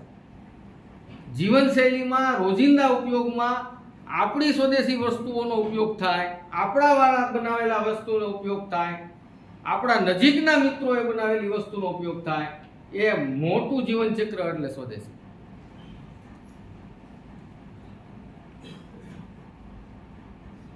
ગાંધીજીની વ્યાખ્યામાં સામાજિકરણ હતું. સામાજિકરણમાં વર્ગ સંવાદ. આપણે કહેતા હતા આ પટેલ છે, આ બ્રાહ્મણ છે, આ દલિત છે, આ મુસ્લિમ છે. ધર્મના આધારે વિભાજન ન હોય. સામાજિકરણ સૌથી પહેલું ચેપ્ટર છે. તમારા શિક્ષણની દ્રષ્ટિએ પણ તમારે પહેલું લેવા જેવું. જ્યાં સુધી તમારા વિચારોમાં સ્વદેશી વસ્તુઓનો ઉપયોગ કરતા પણ સ્વદેશી વસ્તુઓની જરૂરિયાત ઊભી નહીં થાય, ત્યાં સુધી સ્વદેશીનું ખાલી વાતું જ કરશું આપણે. હા ભાઈ સ્વદેશી એટલે હું ઓલો ખાદી ગ્રામ ઉદ્યોગમાં જઈને કાપડ લઈ આવું, એને સ્વદેશી નથી. સ્વદેશીમાં જીવન ચક્રમાં ઉમેરવાની વાત છે. અને તમારે સમજવું પડશે કે ઘરમાં, એટલે આમાં એક સૂત્ર આપ્યું છે, હર ઘર સ્વદેશી, ઘર ઘર સ્વદેશી. એનો અર્થ એવો નથી કે બહારથી વસ્તુ લઈએ ને હર ઘર સ્વદેશી બનાવો. તમને ખબર જ છે કે આ યુનિવર્સિટીમાં અભ્યાસક્રમો ચાલે છે, તો અભ્યાસક્રમો ચાલે છે તો એ કેવા હોવા જોઈએ? માન્ય કુલપતિ શ્રી ખૂબ ચિંતિત છે. મને ખબર છે ગહન એમાં એની ઉપર એને ફોકસ કર્યું. સાહેબ અઢળક વિદેશો ગયા છે, આપના હેડ ઓફ ધ ડિપાર્ટમેન્ટો અઢળક વિદેશો ગયા છે, અને આપની માટે એક સિલેબસ તૈયાર કરે, એમાંય સ્વદેશી પણ હોય. ભૌગોલિકતાના આધારે, ભાષાના આધારે, જરૂરિયાતના આધારે. અહીંયા ફોરેસ્ટ સેન્ચુરીનું રિસર્ચ સેન્ટર શું કામ આપ્યું? એટલે ડાંગમાં ફોરેસ્ટ છે, બીજે ફોરેસ્ટ છે, પણ સ્થાનિક સમસ્યા શું છે, સ્થાનિક પ્રશ્નો શું છે, અને એનું નિરાકરણ ક્યાંથી આવશે, એનું નિરાકરણ ક્યાંથી લઈ શકશું, એનો વિચાર એ સ્વદેશી. સમસ્યાનું ઉત્પન્ન થતું કારણનું સમાધાન એ સ્વદેશી. એટલે ઘણીવાર એમ આવે, ટીવી મીડિયામાં તમે વાંચતા હશો, પત્રમાં આવતું હશે કે રોજગારી ઓછી થઈ ગઈ, રોજગારી ઓછી થઈ ગઈ, આટલા ગ્રેજ્યુએટો બેકાર છે, આટલા પોસ્ટ ગ્રેજ્યુએટો ડોક્ટરો બેકાર છે, આટલા એન્જિનિયરો બેકાર છે. એની પાછળનું મુખ્ય કારણ એનું સ્વદેશીકરણ નથી, એની જીવનશૈલીમાં સ્વદેશીકરણ નથી. તમારો સિલેબસ, તમારી વ્યાખ્યા, હમણાં સાહેબે એક જગ્યાએ રિસર્ચ સેમિનારમાં ખૂબ સારી વાત કરી હતી કે આપણી રિસર્ચ પેટર્નો બને, રિસર્ચમાં કામ થાય, પણ રિસર્ચ કયા પ્રકારનું? તમારા વિસ્તારમાં તમારા પ્રશ્નોના સમાધાન માટે તમારા પેપર બને, તમારું રિસર્ચ થાય, તોય જન ઉપયોગી થશે. એટલે આ પ્રકારનું આપણે શિક્ષણ અને શિક્ષણની વ્યવસ્થા સ્વદેશીમાં લાવવી જોઈએ. સ્વદેશી માટે એક વ્યાખ્યા વિશેષ વૈશ્વિક સ્તરની આપી છે કે આપણે એમ કહીએ કે વૈશ્વિક સ્તરે આપણે કોમ્પિટિશન કરવું છે, વૈશ્વિક માર્કેટમાં ઊભું રહેવું છે, તો એ ક્યાંથી ઊભા રહેશું? હવે જો તમે એક વિચાર કરો, ઈસરો, એસએમએસી એટલે નાના ઉદ્યોગો, આજ લગભગ છેલ્લા 15 વર્ષમાં 6500 નવા ઉદ્યોગોની સ્થાપના એસએમએસીમાં આપી છે, જેને 10 કરોડની મર્યાદાની અંદર એ સંસ્થાઓ સ્થાપી શકાય. સરકાર એમાં ખૂબ મદદ કરે છે. આપણી યુનિવર્સિટીમાં પણ વિવિધ પ્રોજેક્ટનું વારંવાર અભ્યાસકરણ થાય છે. સાહેબ એનું મોનિટરિંગ પણ કરે છે. એસએસઆઈપી નામની આપણી યોજના આવે છે. એસએસઆઈપીમાં એક નાના સમૂહને એક પ્રોજેક્ટ સ્વરૂપે ઊભું કરવામાં આવે છે. હવે તમારા 4 મિત્રો ઇંગ્લિશવાળા છે, ઇંગ્લિશવાળાના વિષયમાં કંઈક સંશોધન કરવું છે, આ વિસ્તારની સમસ્યા માટે કંઈક કામ કરવું છે, તો સરકાર તમારા વિચારને સમર્થન કરે. આ થયું બૌદ્ધિક સ્વાવલંબન. આ પ્રકારના કામો બૌદ્ધિક, નૈતિક, સામાજિક અને અધ્યયન દ્વારા સતત થતું રહેતું એને સ્વાવલંબન કહેવાય. આપણા સંસ્કૃત ભાષા જર્મનીમાં ભણાવવામાં આવતી મોટી ભાષા થઈ ગઈ. આપણા ઉપનિષદો, આપણો યોગ, આપણું આયુર્વેદ, આ તો ભારતનું જ છે. એ આપણે છોડી દીધું પાશ્ચાત્ય દેશોએ, જર્મની, યુએસએ, યુકે, કેટલી કન્ટ્રીમાં સિલેબસમાં એડ થઈ ગયું. શું કામ? કે અહીંયા આપણે ઘરગથ્થુ ઉપચાર કરીએ. સવારે ઉધરસ આવતી હોય ને એટલે મમ્મી એમ કે તુલસી નાખીને ગરમ પાણી પી લે. આપણે ઘરમાં આવી ગયું છે સ્વદેશી. એ શીખતા નથી ને શીખવાડતા નથી, પણ એનો ઉપચાર, એની પેટન્ટ, એની વ્યવસ્થા આપણે ન કરી શકીએ.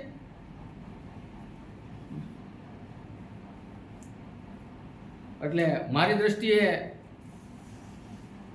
સ્વદેશી વસ્તુનું અપનાવન કરવા કરતાં એ વિચાર સાથે જીવનચક્રમાં ઉતારવું, એની સહત્યા અને લોકલ સમસ્યા પર તમારું સમાધાન થાય એ પ્રકારનું કામ કરવું, એ મારી માટે, મારી દ્રષ્ટિએ તમારું સ્વદેશીપણું. માત્ર વાતો નહીં, માત્ર કેવું નહીં. અને પછી આપણો વિદ્યાર્થી સમુદાય છે ને, એમાં એક મેં આ ખાસ જોયું છે, આવું એક વાતથી આમ ને બીજે દિવસથી સંશોધન ચાલુ કરે. આ લિવિસનું જીન્સ પહેરું લાગે છે. લિવિસ તો વિદેશી છે, તું ક્યાં સ્વદેશી છે?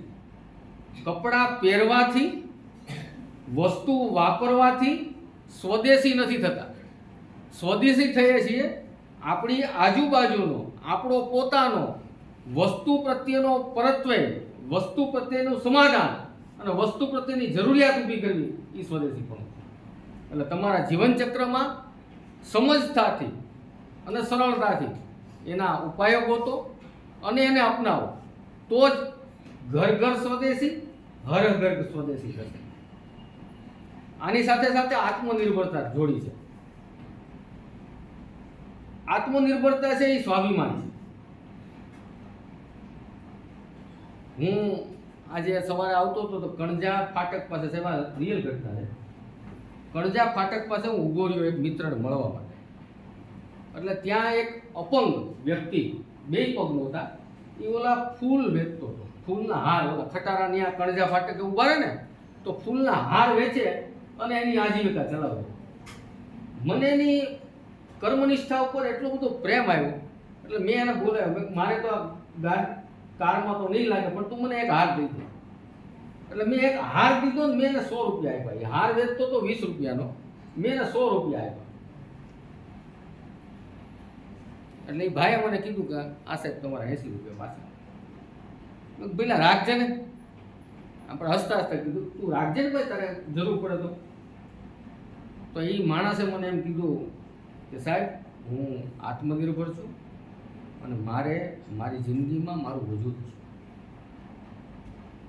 આ હતું સ્વાવલંબન. સ્વાવલંબન ક્યારે આવે? એકબીજાના પૂરક છે, સ્વદેશી અને સ્વાવલંબન. સ્વાવલંબન ક્યારે આવે? સ્વદેશી વસ્તુનો ઉપર આપણું આત્મનિર્ભર વધે એટલે આપણું સ્વાવલંબન વધે. સ્વદેશી વસ્તુઓ ઉપર આપણું આત્મનિર્ભર વધે. અત્યારે આપણે એક વાત બહુ સાંભળીએ છીએ, ચાઇનાની માર્કેટ ડોનાલ્ડ ટ્રમ્પે 50% ટેરિફ નાખી દીધું, ઓલા ઉપર 100% ટેરિફ નાખી દીધું. આ તો તમે વિદ્યાર્થી જગતમાં શું સાંભળતા હશો. શું છે ટેરિફ? ટેરિફ શું છે? તો કે તમારે ત્યાં વસ્તુ બને છે એ તમે ઈ માર્કેટમાં વેચવા જાઓ છો ત્યારે તમારી ઉપર લાગતો ટેક્સ છે. વિદેશી ઊંડિયામણ જ્યાં સુધી ન વધે, તમે તો પીજીના સ્ટુડન્ટ છો, વિદેશી ઊંડિયામણ જ્યાં સુધી ન વધે ત્યાં સુધી અર્થતંત્ર ગ્રો કરે નહીં. પોતાનો પૈસો. સ્વાવલંબન શું કામ? તો કે પોતાનો પૈસો અહીંયા ને અહીંયા ફરે. અને સ્વાવલંબન વધારવા માટે શું કરવું પડે? તો કે આપણી ક્વોલિટી અને આપણી ક્વોન્ટિટી વિદેશમાં વેચવા જઈએ અને એ વિદેશથી જે ઊંડિયામણ આવે તો આપણો પૈસો અહીંના ફર્યો ને બહારનો પૈસો અહીંયા આવ્યો.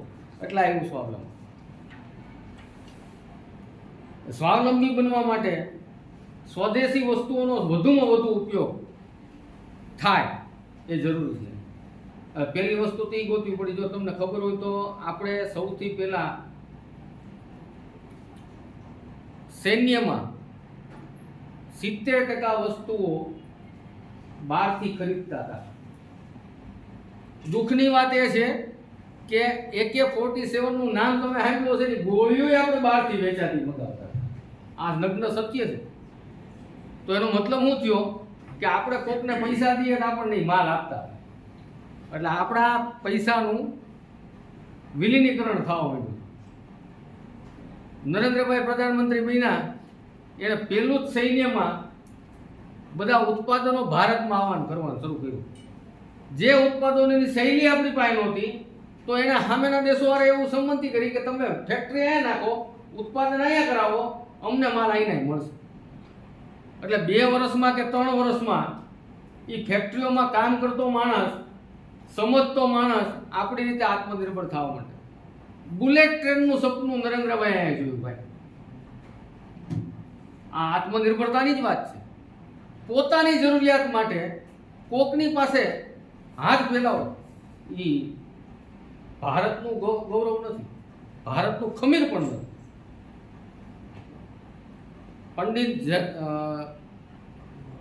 પંડિતજીએ એકવાર યુદ્ધ થયું હતું, આપણે ત્યાં ઘઉં થતા નહીં. આ ખબર છે કોઈને? વાંચ્યું છે? જય જવાન જય કિસાન લાલ બહાદુર શાસ્ત્રીજીએ જે નારો આપ્યો એ 67ના યુદ્ધ પછી આપણે યુદ્ધ કર્યું ને એટલે આપણી ઉપર બધી પ્રકારના પ્રેશર આવ્યા. પ્રેશર આવ્યા એમાં આપણે ઘઉં આયાત કરવાનું એટલે નિયમ આપણે ત્યાં આયાત થતા હતા બંધ થઈ ગયા. ચોખા આયાત થતા હતા બંધ થઈ ગયા. ચોખા આપણા છે જ નહીં. ત્યારે પ્રધાનમંત્રીશ્રીએ દેશને આહ્વાન આપ્યું કે ભાઈ આપણે ઉગાડીશું. અને આજે ભારતનો 5મા નંબરનો વર્લ્ડનો કન્ટ્રી છે કે જે ચોખાનું ઉત્પાદન કરે છે અને આપણું 27% ચોખા વિદેશમાં જાય છે. આ છે આત્મનિર્ભરતા. લાલ બહાદુર શાસ્ત્રીએ કર્યું એમ નરેન્દ્રભાઈ પણ કરી રહ્યા છે. અને નરેન્દ્રભાઈ એકલા વ્યક્તિ તરીકે ન કહી શકે. એ એમ કહે છે કે મારા 140 કરોડ ભાઈઓ અને બહેનો, તો 140 કરોડ ભાઈઓ અને બહેનોમાં કોણ આવી જાય? તમે આવી જાઓ, સાહેબે આવી જાય અને હું પણ આવી જાઉં. નરેન્દ્રભાઈએ આત્મનિર્ભર બનવા માટે સ્ટાર્ટઅપ યોજનાઓ સ્ટાર્ટ કરી. તમને ખબર છે સ્ટાર્ટઅપ યોજનાઓ? તમને આઈટી પ્રોફેશનલમાં કામ કરતા હો, તમે કોમર્સના એકાઉન્ટમાં કામ કરતા હો, તમે ઇંગ્લિશના લિટરેચરમાં કામ કરતા હો, 4-5 જણા ભેગા થઈને એક સ્ટાર્ટઅપ નાખી શકે છે. એની માટે બેંકમાંથી ધિરાણ. શું કામ? કે મારો વિદ્યાર્થી નોકરી દાતા બને, નોકરી લેતા નહીં, નોકરી દાતા બને. એની માટે સ્ટાર્ટઅપ યોજના, પરનિર્ભરતા ઘટે. આપણે કોકની ઉપર આધાર ન રાખવો પડે. આપણે આપણી રીતે જ આપણું ઉત્પાદન લઈ શકીએ અને આપણું ગુજરાન અને આપણી દેશની બાજુના પડોશીના ગુજરાન ચલાવી શકીએ.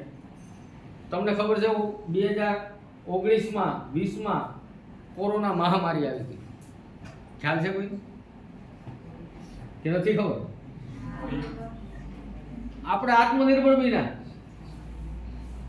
જે રસી શોધવા માટે વર્લ્ડ પાછળ પડ્યું હતું, એ રસી આપણે માત્ર ને માત્ર 187 દિવસમાં શોધી અને આપણે તો લગાડી, પણ વિશ્વના 61 દેશોને આપણે સપ્લાય કરી. આ હતું આત્મનિર્ભરતા. આત્મનિર્ભર બનવા માટે બૌદ્ધિક કૌશલ્ય, સામાજિક કૌશલ્ય અને તમારું ગહન વિષય વસ્તુનો પ્રવેશ ખૂબ જરૂરી છે.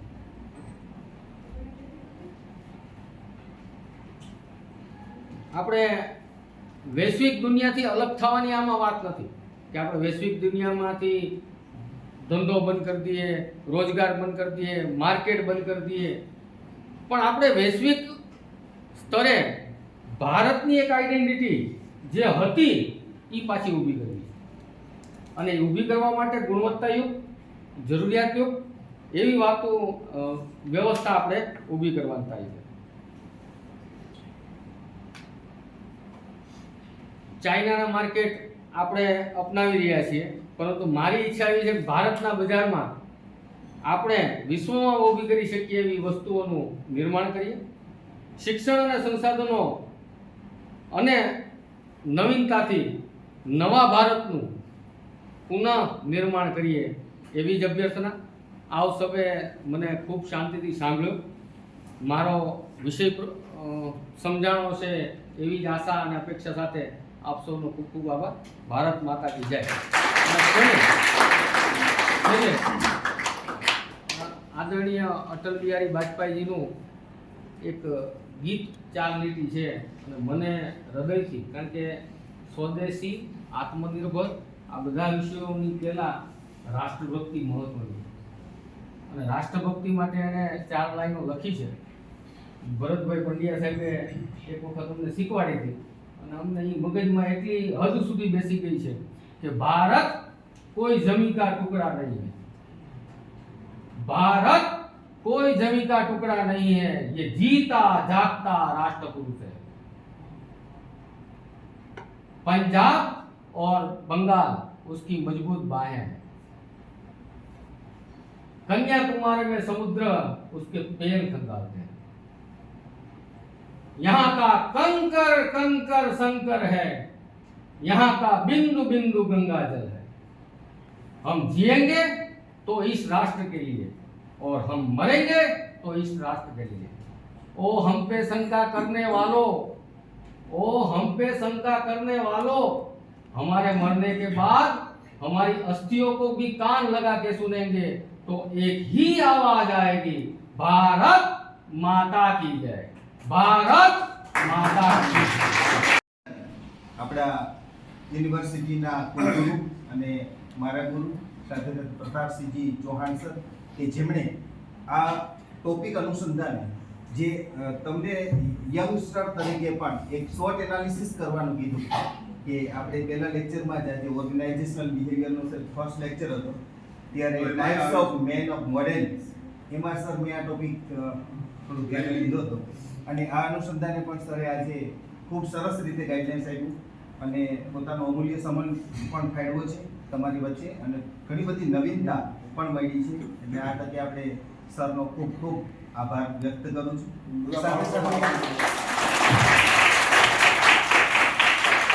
સાથે સાથે આપણી યુનિવર્સિટીના government executive council member Jaybhai કે આપણા જે છે સરે વાત કરી એમ અને જે વક્તા તરીકે આપણી વચ્ચે આજે આત્મનિર્ભર ભારત સંકલ્પ અભિયાનમાં જે પોતાનું વક્તવ્ય આપ્યું અને ખૂબ સારી રીતે એણે પોતાની શૈલીમાં રજૂ કર્યું અને આપણે ખરેખર સ્વદેશી બનીએ. આપણું સ્લોગનને પણ એક ભારતના જે આત્મનિર્ભર તરીકે સ્વીકારીએ, હર ઘર સ્વદેશી, ઘર ઘર સ્વદેશી, કે જે એને પણ આપણે સંકલ્પ સાકાર કરીએ. દરેક યંગસ્ટરે આ ખરેખર એક પ્રેરણાદાયી વક્તવ્ય જે જયભાઈ આપ્યું છે એ માટે પણ એમનો આપણે ખૂબ ખૂબ આભાર રજૂ કરીએ.